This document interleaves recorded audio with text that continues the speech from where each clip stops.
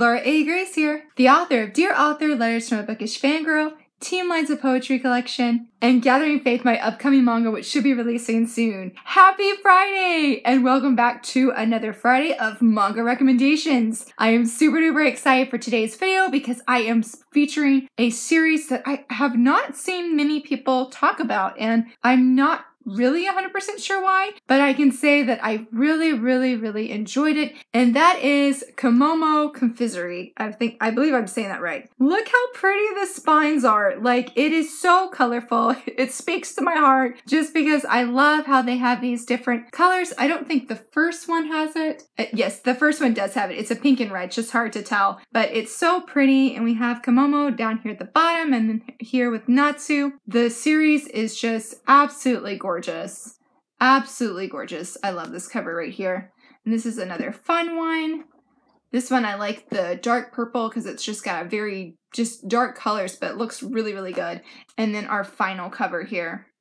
Like I said already, I really enjoyed this series. If you're not familiar with it though, it is about our main girl here, Kemomo, and she basically grew up very rich, very wealthy, and something happens when she gets a little bit older, I believe, and basically her father loses all of their money and she's kicked out of her home that she had grew up in all of her life. She is sort of out on the street, down on her luck kind of thing, because anyway, she lost another job when she comes across her servant from when she was a child, Natsu. And Natsu basically takes her in and he's like, hey, come work for me at my bakery. But the thing is when he was a servant for Kemomo, well, he wasn't a servant, excuse me. He was the son of the father who baked pastries for the home. But the way she treated him really sometimes was like a very much lowly servant and not the son of someone who would be making pastries. Though Natsu does end up making pastries as well, as we do see. But anyway,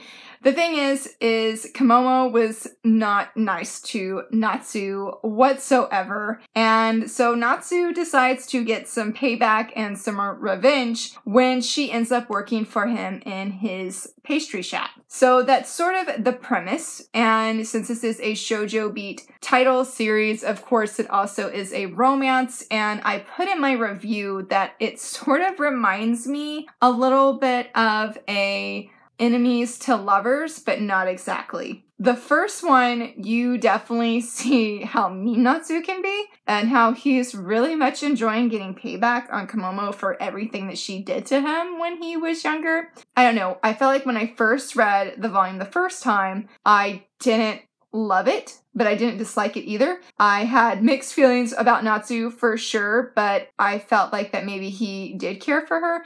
And Kemomo is just so funny in the regards of where she mentions, like, I know why he's being mean to me. I've read plenty of enough books to know that he must like me kind of thing. So I felt like that was a good bit of like foreshadowing. There we go. A good nugget. There we go. A good nugget of foreshadowing for the series. And I feel like it gives you a little bit, I'm not going to say compassion for Natsu, but it does maybe give you like a little bit of room to be like, okay, you're pretty mean, but I'm going to extend my belief for Kemomo because she seems to think so highly of him. And she really does. But here's the thing. Yes, the romance, which I'll probably talk more about in just a few minutes, but I love Kemomo. She is such a great heroine. Like from volume 1, like who she is in volume 1, all the way to volume 5, she is a completely different person. And her growth was extraordinary. Like, one of my favorite parts, definitely of volume 1 and 2 and 3. Volumes 4 and 5, I don't feel you see quite the same growth. But one of the best parts, I feel like, of just each manga volume is what Kemomo learns. Because she's very much on her own, so to speak. I mean, she grew up very wealthy and she doesn't know how to do things.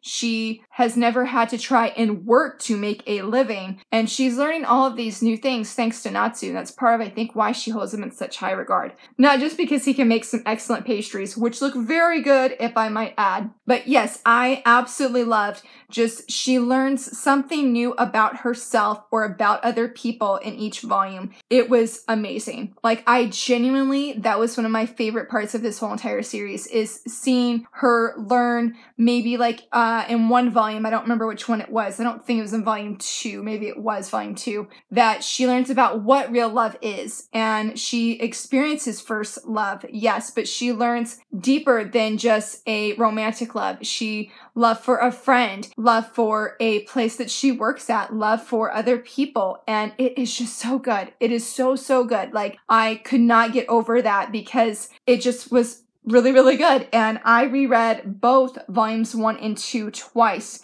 because I just wanted to go back and read at a slower pace and really, really appreciate what she did. Just, she's amazing. She's amazing. And I should have said like how she grows rather than what she did, but it is just so good. I've said that like 5 times. My apologies, guys, but I really, really enjoyed it. As you get into these volumes 3, 4, and 5, you definitely see some more romance. The romance of this whole series is interesting. So Natsu is very stubborn and he's very hard-headed and he can be a very frustrating hero because sometimes he says stupid things to Komomo and is just not kind whatsoever. But you see these small glimpses of his heart and in his actions and how he really does care for Komomo, despite, like I said, some of the stupid things he says, because especially, I believe it was in volume 5 or in volume 4, oh my goodness, that boy just needed to be hit upside the head, like, just stop being so stubborn. Anyway. Sorry, that will be all I rant about Natsu, because he had very good, I think, character growth as well. I mean, the mangaka did mention that she wanted to mention or have more of his backstory kind of thing and more things from his point of view, but she just didn't do it. Wasn't really because she couldn't due to time constraints or something. She just didn't. So that was a little bit of a disappointment in that regard, because I think he shows, like I said, growth as the story progresses, but I would just love to see more of his heart. I would love to see what exactly he's thinking. You can see sort of these sad thoughts from him throughout the series that are sort of hard to understand why he said those things. But I did like him in volume 5. I was a tad bit disappointed with certain things in the romance department. If you want a spoiler, I can PM you and let you know. So one thing about this series that was probably the most intriguing to me is the food aspect. Look at these, they're macaroons. I don't know if I said that right, but there's a little bit on the back. But you have this amazing food aspect and basically French foods at that, or French desserts. And whoo, it can make you hungry reading this series. It is so sweet, like no pun intended. Like the food looks sweet, and then I feel like the manga itself is sweet as well. One of the things that the manga does is she talks about like why she chose the food that she did. Like this one, for example, she talks about how she wanted something very vibrant and very fun. And I love this cover. I love the vibrancy with that green. And the food aspect was great. I learned lots of new things about the different foods that she mentioned, especially desserts, and it made me want to go out and go try some of them because she just makes it sound super delicious. And I loved the place that she works at, Melly Mellow, I think is how you would say that. It is such a down-to-earth, comforting, soothing place that makes you just want to go buy all the cakes and all the pastries. And yeah, if I could definitely like meet Natsu, despite, like I said, him being hard-headed and sometimes being a bully himself, I would love to try his sweets because they look very, very delicious. Since I had forgotten that there are people on the back of the covers, they're not just the main characters here.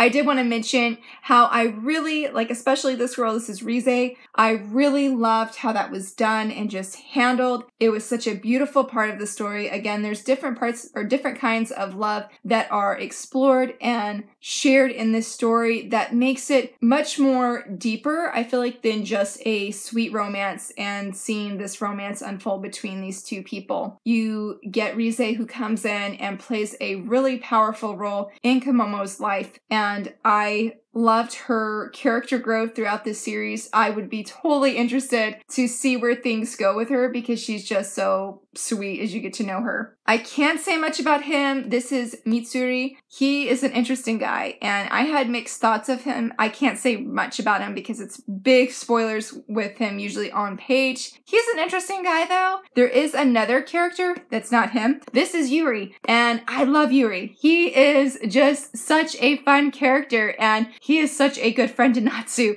Like, such a good friend to Natsu. And I'm thankful that he was in this story and that he is just there for Natsu, that he was there for Komomo. They have a very awesome, well, maybe not awesome, but they have a very hilarious way that they get to know each other kind of thing, I guess you would say. And I love just how their friendship just totally grows because Yuri is so sweet and he is a very, very fun character. There is one part of this manga that's like not on the covers, it's not related to food, that I do want to mention, and it brings up shoemaking, and oh my goodness, that was a really, really good part of this series. It was so well done, and I loved how it sort of came back up at like the right moment concerning just the overall story. It was just such a fun element, and I loved just that minor focus on it within the story itself, because not only did it offset the food aspect, so you're like not hungry all the time while you're reading, but it just had something really, really cool with it, and I wish I could share more about that, but man, that is something I do not want to spoil because it's very sweet, and it makes me think of shoes differently. The art was absolutely beautiful. Let me see if I can cover like this one page because it's sort of like spoilers, but look at that. Look at that page. It is so beautiful. It is so beautiful. Let's see. And here's another one that's really, really good too. Komomo is dressed so very fun, and though I know the mangaka mentioned that she doesn't wear a lot of modern clothing, I actually liked her not wearing a lot of modern clothing because she just looks so cute in the clothing that she does have, and it's just part of her personality. And another thing talking about her personality is she has these princess moments, and she is a princess, just sort of like a riches to rag kind of situation, though she doesn't wear rags, but using that kind of scenario or that example. And there are moments where you see her princess like attitude, personality. I know princess is not a personality, but just in the art style itself, you can see those moments, and whoo, it can give you goosebumps of how intense Komomo is, because she's very, very sweet, and she is naive, but she's not ditzy. Like, I feel like there's definitely a difference between naive and ditzy, and Komomo shows that very strongly, in my opinion, that she's not ditzy, she's naive, and she's learning, and she's having these people come alongside her and support her and be there for her and encourage her and show her things, or share knowledge with her as she's growing in this new adventure of life for her, because she's had everything done for her and now she's doing things for herself. So many good things with that, guys. So many good things. This was such a fantastic series, and I'm just so glad that I picked up all the volumes and read it, because I really enjoyed it. It's a lot of fun. I definitely recommend it if you sort of like enemies to lovers, but not really. You like sweet foods and you like a character who's learning to stand on her own 2 feet, though have support from the people around her, because she really does learn to stand on her own 2 feet. Totally let me know, have you read this series? Have you read any of her other works? I heard that she wrote S.A. and I'm super intrigued by that. I want to go check it out, and I would love to hear from you guys. If you enjoyed this video, please give it a thumbs up and subscribe, and thanks so much for watching. Bye!